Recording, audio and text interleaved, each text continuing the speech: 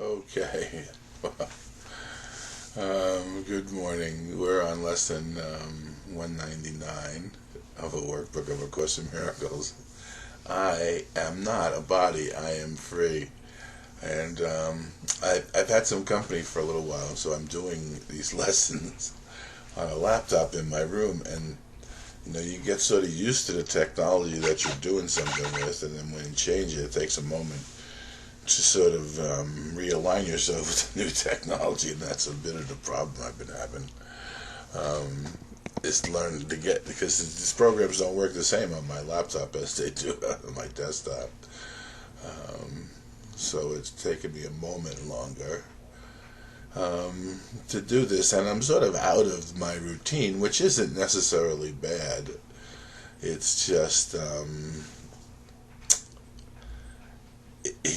it was a way, in a sense, this has been a way, it talks about this in the lessons.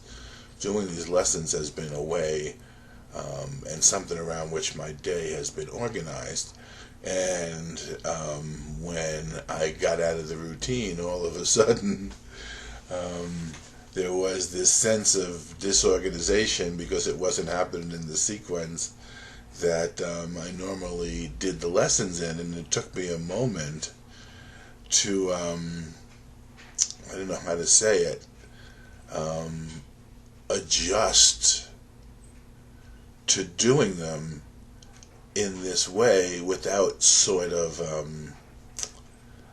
how should I say it, without the routine I had gotten into.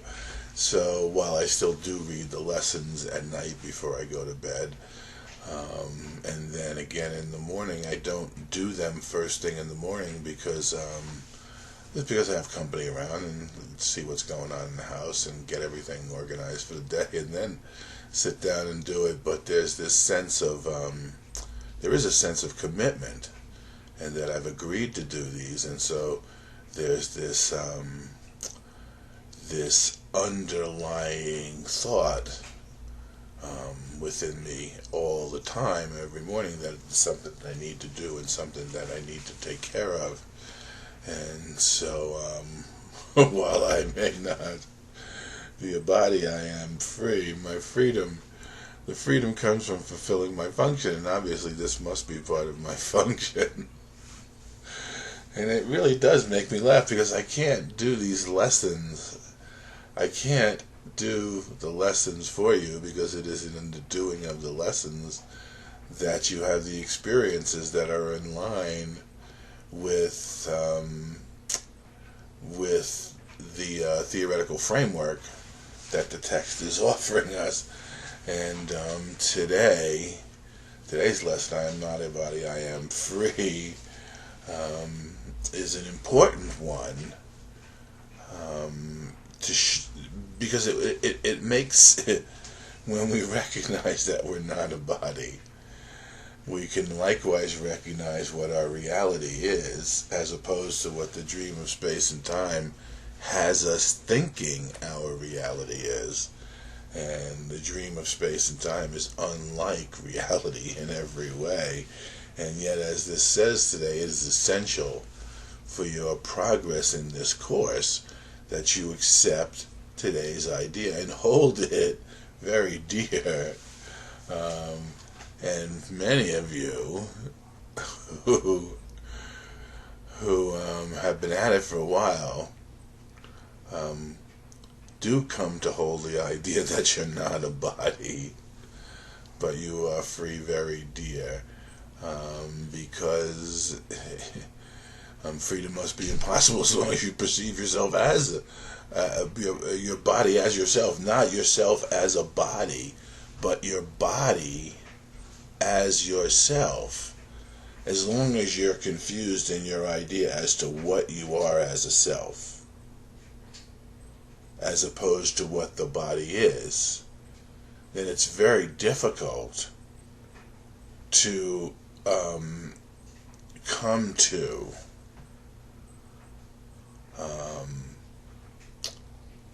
an understanding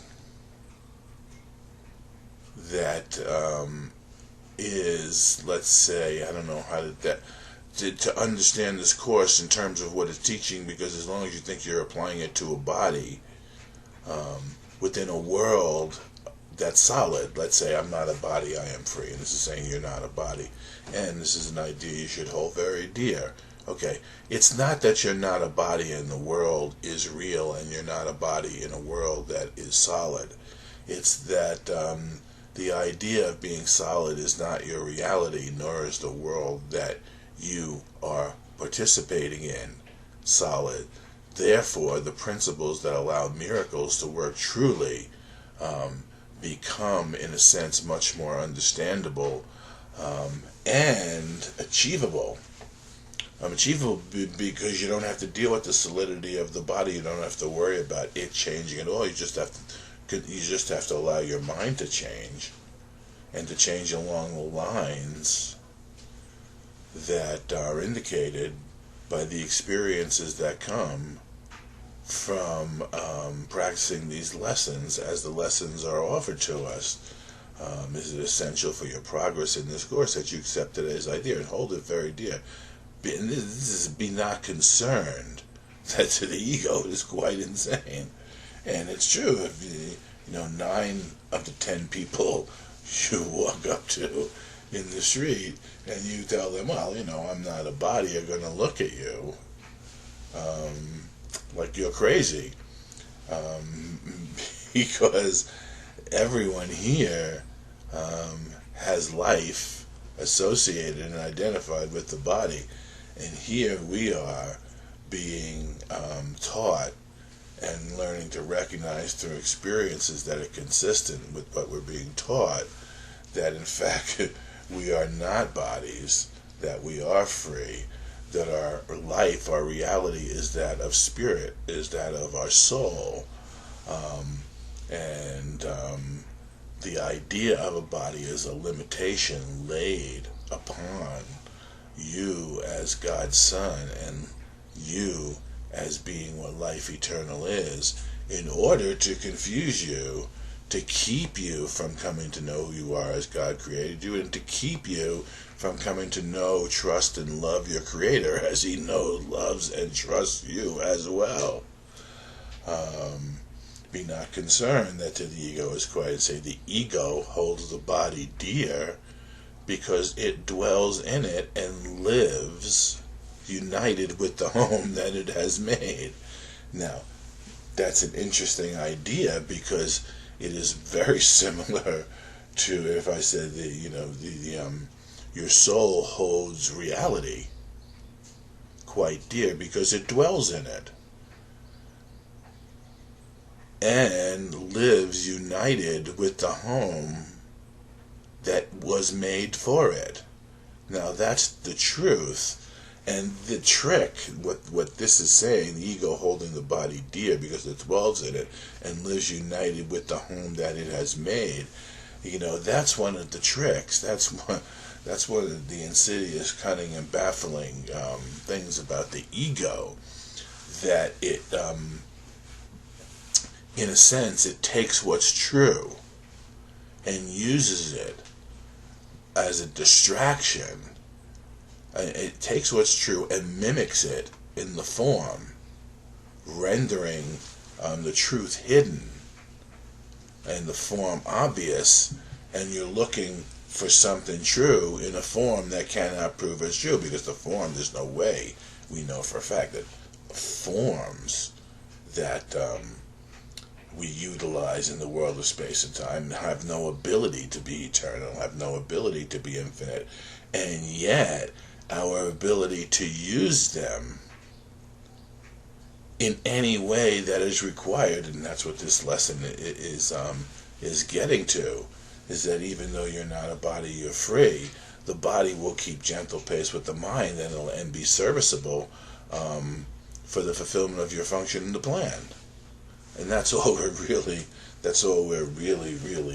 concerned with after a while, is the fulfillment of our function within the plan, and allowing ourselves to take full responsibility for the life that we are leading. And so the body becomes quite serviceable. it'll do whatever is asked of it in service to the soul. And that's what it says. The body is a limit.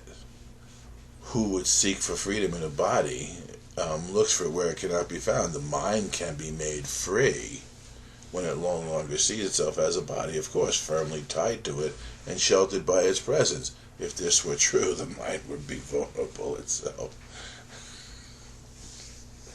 And as I read that, it's just like in my mind, there's this vision of what we are as not bodies, as what we are as real. And for a second,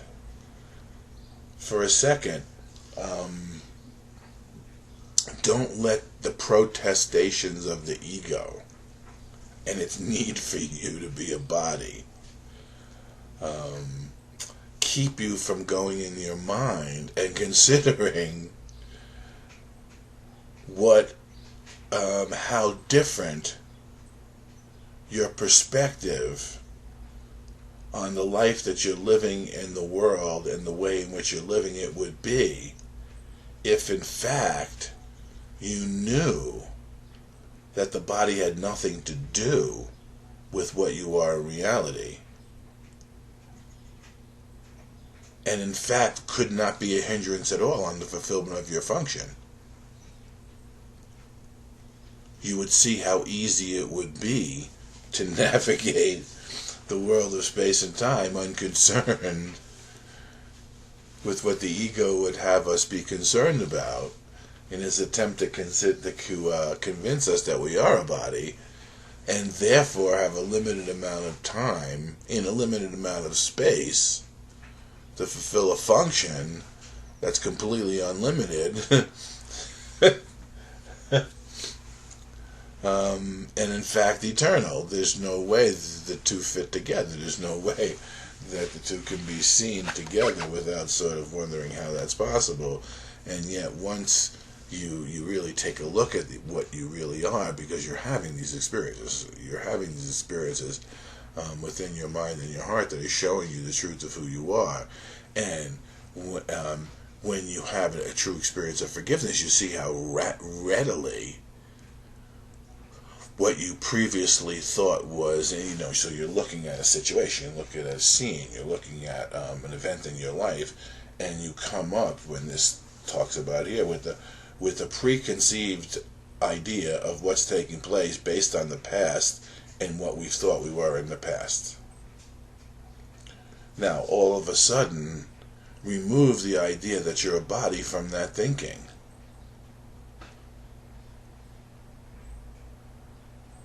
And you begin to understand how easy, or if we looked at it the way it actually is, look at the mind as the projection, as that which is projecting the world of space and time, including the body. Obviously, when your mind changes, the world, your body would have to change with it as well. And when you could begin to recognize that and understand the truth of that and trust that to be true, then when you're presented with a situation wherein which you think what you are as a body limits the outcome that's possible, you'll already have a reference in your mind to tell you that's not be true, and not to be concerned, not to consider what the ego is dictating to you about what's limited within the event and the possibilities of in the event, because of the solid nature of what it is you think you are, when instantaneously, in these vertical leaps out of space and time, wherein which we become free from our association with our body as being what our self is. When we step out of that, all of space and time can be rearranged, and we can enter back in with a rearranged body, in that sense, that will work perfectly well in order to fulfill whatever function you find yourself in that situation. You find yourself in that situation to fulfill. This is an interesting line here. The ego holds the body dear because it dwells in it and lives united with the home that it has made. It is a part of the illusion that has sheltered it from being found illusory itself. And it's an interesting line.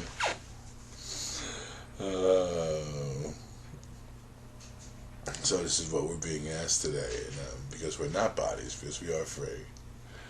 Cherish today's idea and practice it today and every day. Make it a part of every practice period you take. There is no thought that will not gain thereby in power to help the world, and none which will not gain an added gifts to you as well. Talk about loaded. It's a good reason to be following the guidance that you're being given in these lessons. If you are in fact dedicated to fulfillment of your function and the salvation of the world as being your responsibility, this gives you every possible motivation you could possibly want here. There is no thought that will not gain thereby in power to help the world. And I'm only here to be truly helpful.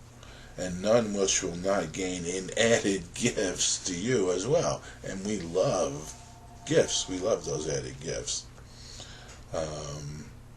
We sound the call of freedom round the world with this idea.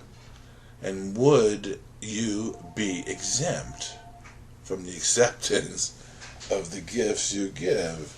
The Holy Spirit is the home of minds that seek freedom. In Him they have found what they have sought, because in Him and in the experiences that come when we join with Him comes the recognition that we are not a body, because we can see what occurs and experience what occurs to free us from the thought that we're bound by the body as we go beyond the laws of the ego, which protect the body and protect the ego, as this says, from being found out to be illusory itself. So if we never question the laws, we have no ability of freeing ourselves from the false nature of the effects that they have when we empower them by allowing them to control us without ever questioning the truth and the reality that they seem to be offering to us. The body's purpose is now, in Him they have found what they have sought. The body's purpose now is unambiguous. And that happens to each and every one of us. Gets to a point in time when we've done these lessons and we've had the experiences where we're set right, we're upset for the right reason, and we're on the road to salvation when we're convinced by the experiences that come from the practice of the principles of the workbook of A Course in Miracles, and by saying yes to the guidance that comes to us. We're convinced by the nature of the experiences and the joy that we find in our willingness to say yes. As we recognize the power that denial held over us and refuse to pay that price any longer, by no longer denying that we're in denial, but recognizing that by the lessons in the workbook of A Course in Miracles, we, in a sense, free ourselves from the denial that we've been in by recognizing that we've been in denial and allowing our minds to be utilized in a new way that takes us beyond the denial and allows us to discover the limitations we've placed upon us because we've thought we were a body, and yet we can employ the principles of Spirit, of the Holy Spirit, and the laws of the kingdom to show us for a fact that while for a second we thought we were bodies and condemned to die, we are now being freed as we associate our mind and our thinking and our hearts with the Holy Spirit and the willingness to fulfill our function. which takes us way beyond the scope of the ego and the laws of the body, and places us in the celestial realm where we are perfect. And we understand, we begin to have these experiences of our perfection, and because of the joy that we experience in those moments, and the totality, the wholeness that comes in those moments, where there's no longer the ability to question anything because we are in the recognition of the truth. When we begin to have those types of experience, what happens is the hold that the ego had on our heart and our mind, and the way it wanted us to keep our eyes downward, cast downward without looking up to see what's really going on. You know, without opening our ears and our mind to really hear what's happening through listening for the voice for God, rather than cowering in fear as we listen to the voice for the Holy Spirit. In these experiences, we see how absurd it is that we would be a body and we would be limited to the limitations that we associated with the body that ultimately cause us to die. At the same moment, we're trying to remember that we're all imperfect. The body never dies because it never lived. It was never born. It's a dream in its entirety. The entire dream is false. It's very difficult, and I understand that, to be told that you're not a body in the midst of a world of space and time, and try to prove to yourself you're not a body while still operating in the world of space and time as if it has a reality and has the ability to contain you. And that's what it is we're leaving and we're passing by, and that's what's being undone in our heart and our mind as we do what these lessons are asked for. Hold, cherish today's idea. Practice it today and every day. Make it part of every practice period you take. Be free today and carry freedom as your gift to those who still believe they are enslaved within a body. Yes. So for a second, we step out of it entirely. Recognize our reality. Recognize this is good. The body's purpose is now unambiguous.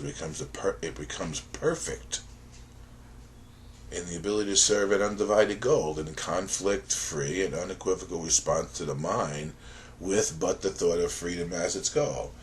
See, when you've recognized that your mind has been split, and it's been a split in your mind that has been causing you to conflict, the conflict that you've been experiencing, the sickness, pain, suffering, and death that we've undergone, when we come into the ability to serve a single goal in all of our lives, and all of our thinking becomes organized around that single goal, then we start to get a consistency in experiences that show us and give us the unambiguous and unequivocal understanding of what it is we're here to do, where we no longer have to consider the conflictual dictates that the ego offers to us, and the idea that all of this ends in death. I am not a body, I am free. I hear the voice that God has given me, and it is only this, my mind, obey.